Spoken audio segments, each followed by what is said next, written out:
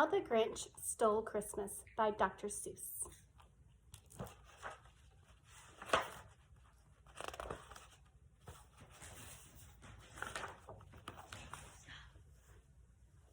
Every who done in Whoville liked Christmas a lot.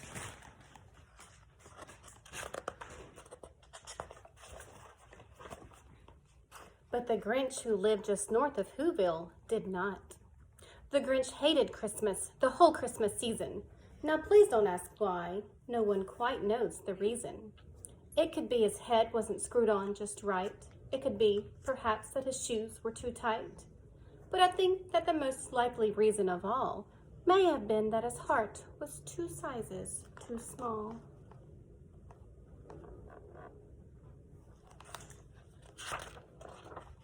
But whatever the reason, his heart or his shoes, he stood there on Christmas Eve, hating the Whos, staring down from his cave with a sour, grinchy frown at the warm-lighted windows below in their town. For he knew every Who down in Whoville beneath was busy now hanging a mistletoe wreath. And there hanging in their stockings, he snarled with a sneer, "Tomorrow is Christmas, it's practically here." Then he growled with his Grinch fingers nervously drumming, "I must find some way to stop this Christmas from coming." For tomorrow, he knew. All the Who girls and boys would wake bright and early. They'd rush for their toys, and then, oh, the noise, noise, noise, noise, noise. That's one thing he hated, the noise, noise, noise.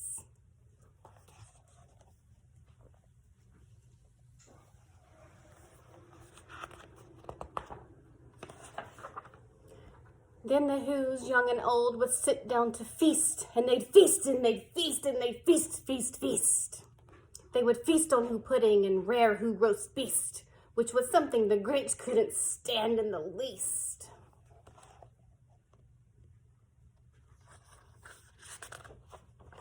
And then they'd do something he liked least of all. Every Who down in Whoville, the tall and the small, would stand close together with Christmas bells ringing. They'd stand hand in hand, and the Whos would start singing. They'd sing, and they'd sing, and they'd sing, sing, sing. And the more the Grinch thought of this Who Christmas sing, the more the Grinch thought, "I must stop this whole thing. Why, for 53 years I've put up with it now. I must stop this Christmas from coming. But how?"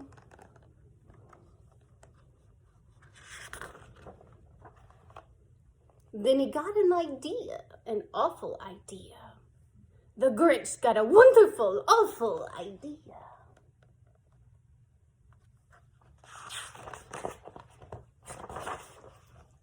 "I know just what to do," the Grinch laughed in his throat, and he made a quick Santa Claus hat and a coat, and he chuckled and clucked. "What a great Grinchy trick! With this coat and this hat, I look just like Saint Nick. All I need is a reindeer." The Grinch looked around, but since reindeer are scarce, there was none to be found. Did that stop the old Grinch? "No," the Grinch simply said. "If I can't find a reindeer, I'll make one instead." So he called his dog Max, then he took some red thread, and he tied a big horn on the top of his head.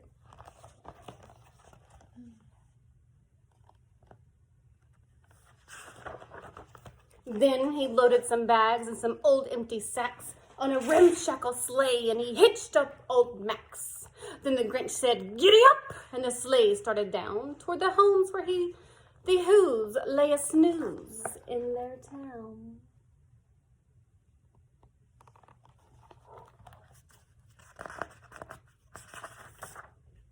All their windows were dark, quite snow filled the air.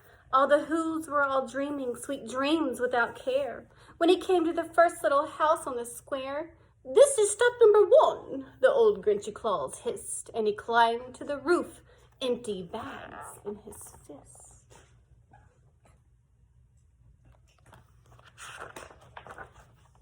Then he slid down the chimney, a rather tight pinch, but if Santa could do it, then so could the Grinch.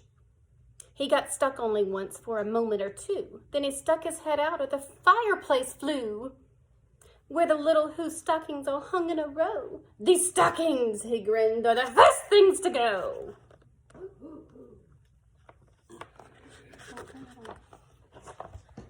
Then he slithered and slunk with a smile most unpleasant around the whole room, and he took every present. Pop guns and bicycles, roller skates, drums, checkerboards, tricycles, popcorns, and plums. And he stuffed them in bags, and the Grinch very nimbly stuffed all the bags one by one up the chimney.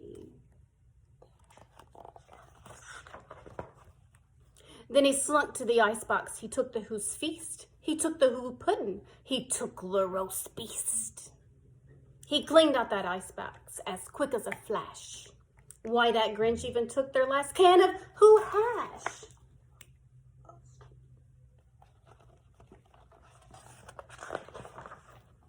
Then he stuffed all the food up the chimney with glee. And now, grinned the Grinch, I will stuff up the tree.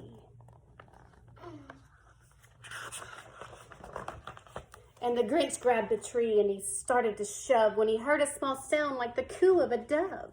He turned around fast and he saw a small Who, little Cindy Lou Who was not more than 2. The Grinch had caught by this tiny Who daughter, who got out of bed with a cup of cold water. She stared at the Grinch and said, "Santa Claus, why? Why are you taking our Christmas tree? Why?"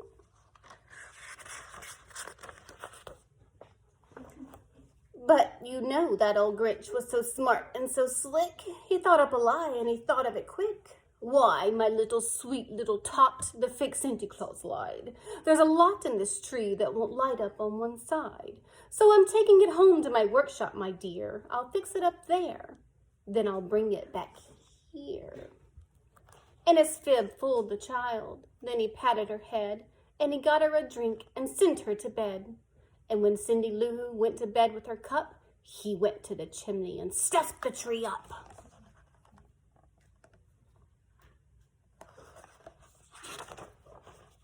Then the last thing he took was the log for their fire.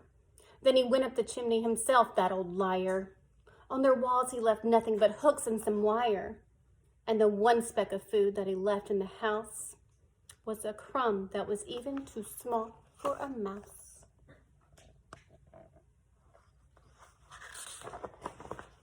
Then he did the same thing to the other Who's houses, leaving crumbs much too small for the little Who mouses.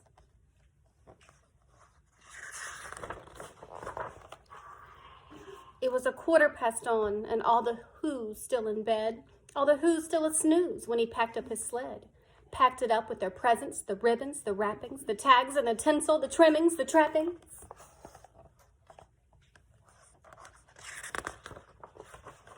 3,000 feet up the side of Mount Crumpet, he rode with his load to the tip-top to dump it. Pooh-pooh to the Who's, he was Grinchish by humming. They're finding out now that no Christmas is coming. They're just waking up, I know just what they'll do. Their mouths will hang open a minute or two. Then the Who's down in Whoville will all cry boo-hoo.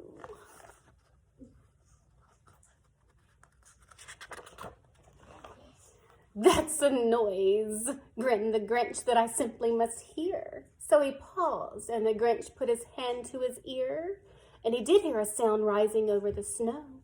It started in low, then it started to grow.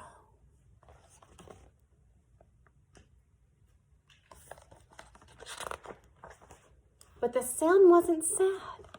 Why, the sound sounded merry. It couldn't be so, but it was merry, very.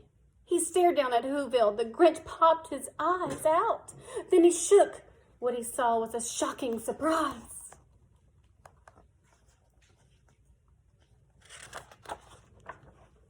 Every Who down in Whoville, the tall and the small, was singing without any presents at all. He hadn't stopped Christmas from coming. It came. Somehow or other, it came just the same.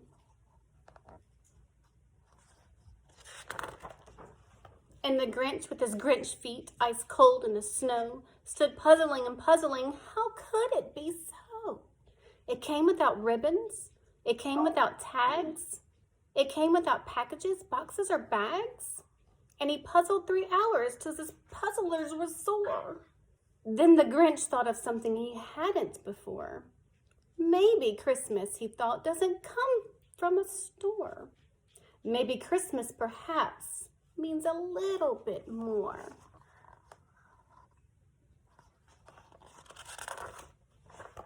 And what happened then? Well, in Whoville they say that the Grinch's small heart grew 3 sizes that day. And the minute his heart didn't feel quite so tight, he whizzed with his load through the bright morning light, and he brought back the toys and the food for the feast, and he